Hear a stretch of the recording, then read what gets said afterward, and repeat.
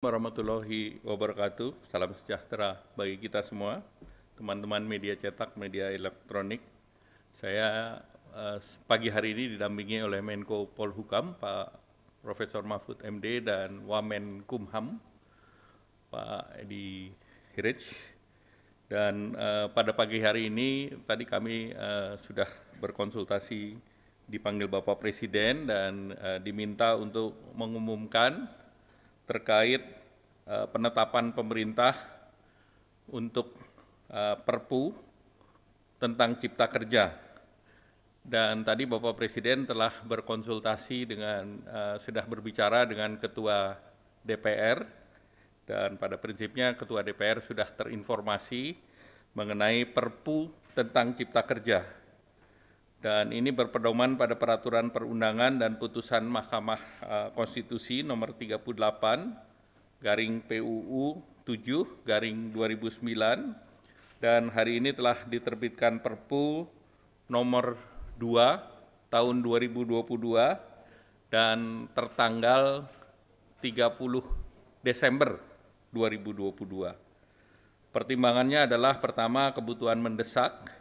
Pemerintah perlu mempercepat antisipasi terhadap kondisi global, baik yang terkait dengan ekonomi, kita menghadapi resesi global, peningkatan inflasi, kemudian ancaman stagflasi, dan juga beberapa negara sedang berkembang yang sudah masuk kepada IMF itu lebih dari 30 dan sudah antri juga 30. Jadi kondisi krisis ini untuk emerging dan developing country menjadi sangat real, dan juga terkait dengan geopolitik, perang Ukraina, Rusia, dan konflik lainnya juga belum selesai, dan pemerintah menghadapi, tentu semua negara menghadapi krisis pangan, energi, keuangan, dan perubahan iklim.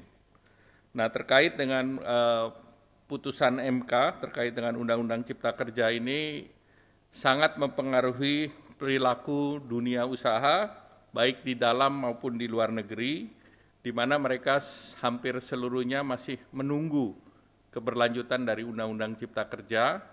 Dan Indonesia tahun depan, karena kita sudah mengatur budget defisit kurang dari 3%, dan ini mengandalkan kepada investasi.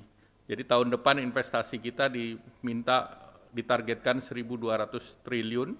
Oleh karena itu, ini menjadi penting kepastian hukum untuk diadakan, sehingga tentunya dengan keluarnya Perpu nomor 2 tahun 2022 ini diharapkan kepastian hukum bisa terisi, dan ini menjadi implementasi dari putusan Mahkamah Konstitusi.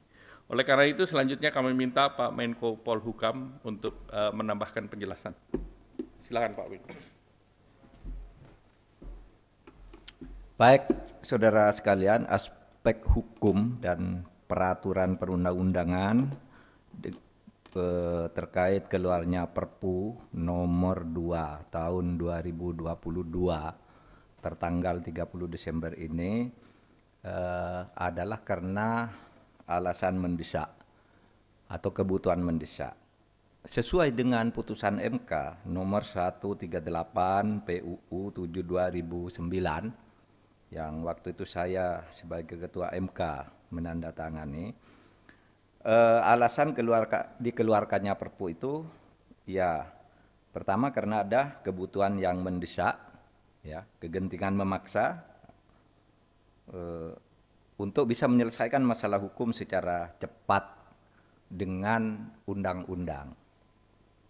Tetapi undang-undang yang dibutuhkan untuk itu belum ada, atau sehingga terjadi kekosongan hukum, atau yang ada itu tidak memberi kepastian. Misalnya karena diberi waktu tanggal sekian lagi gitu, tidak ada kepastian.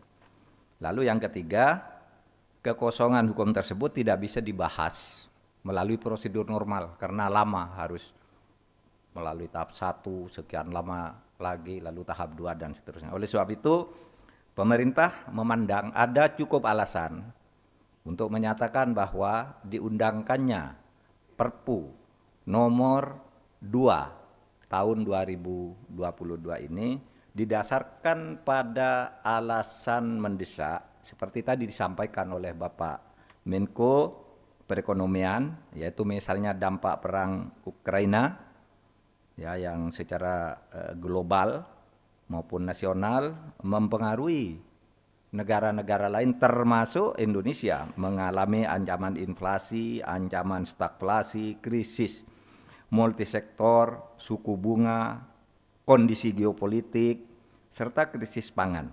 Sehingga pemerintah harus mengambil langkah-langkah strategis secepatnya.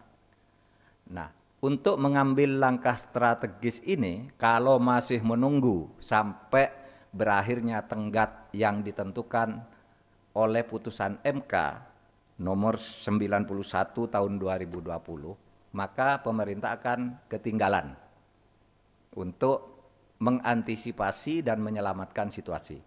Oleh sebab itu, langkah strategis diperlukan, dan untuk memenuhi syarat langkah strategis bisa dilakukan, maka Perpu ini harus dikeluarkan lebih dulu. Itulah sebabnya kemudian hari ini tanggal 30 Desember tahun 2022 Presiden sudah menandatangani Perpu nomor 2 tahun 2022 tentang Cipta Kerja lah ya.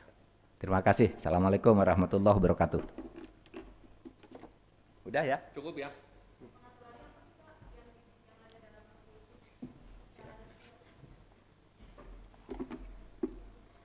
Jadi sesuai dengan MK, beberapa pengaturan yang disempurnakan, itu yang utama terkait dengan ketenaga kerjaan, yaitu terkait dengan upah minimum, alih daya, kemudian sinkronisasi dan harmonisasi dengan Undang-Undang Nomor 7 dan Undang-Undang Nomor 1 tentang harmonisasi peraturan perpajakan dan tentang hubungan antara pemerintah pusat dan pemerintah daerah atau HKPD, penyempurnaan sumber daya air, itu adalah substansi pemanfaatan sumber daya air bagi kepentingan umum, dan perbaikan kesalahan typo atau rujukan pasal, legal drafting, dan kesalahan lain yang non-substansial. Yang lain seluruhnya disempurnakan sesuai dengan pembahasan dengan KL terkait, dan juga sudah dikomunikasikan dengan kalangan akademisi. Apakah ini otomatis menghapus inkonstitusional bersyarat yang ditetapkan oleh MK? Ya, jadi undang-undang yang undang-undang terkait omnibus yang Undang-Undang Nomor 13 kan sudah menang juga di gugatan MK, sehingga tentu secara konstitusional Perpu ini adalah mengganti daripada Undang-Undang Cipta Kerja. Jadi tentu Undang-Undang Perpu ini mengganti Undang-Undang Cipta Kerja. Ya.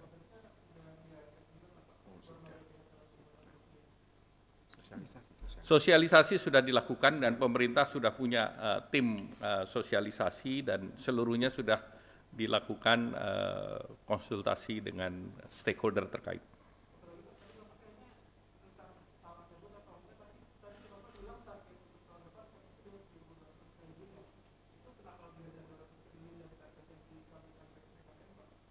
Ya, target 1.200 itu kan tahun ini kita harus capai 1.200.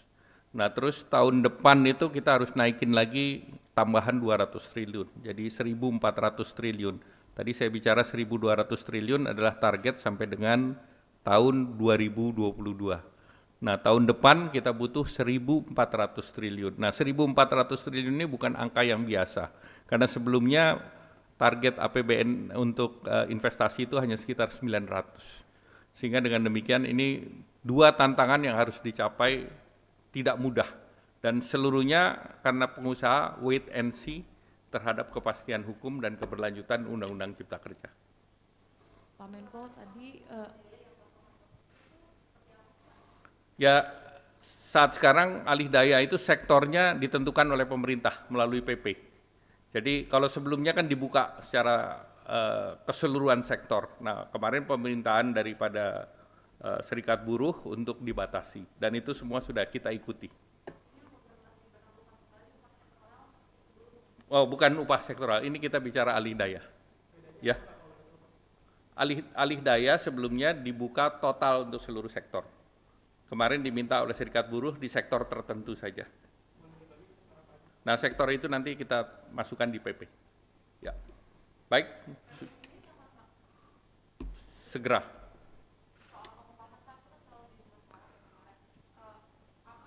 Pengupahan itu sudah mengikuti apa yang diminta oleh serikat buruh. Jadi kalau sebelumnya adalah unsur inflasi dan unsur pertumbuhan ekonomi, sekarang dua-dua unsur itu dimasukkan ditambah unsur daya beli masyarakat di kabupaten masing-masing.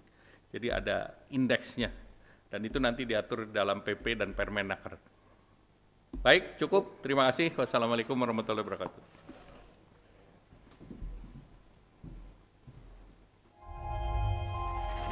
Tidak euforia yang berlebihan. Kita semuanya harus percepat proses vaksinasi ini dan tetap taat terhadap protokol kesehatan.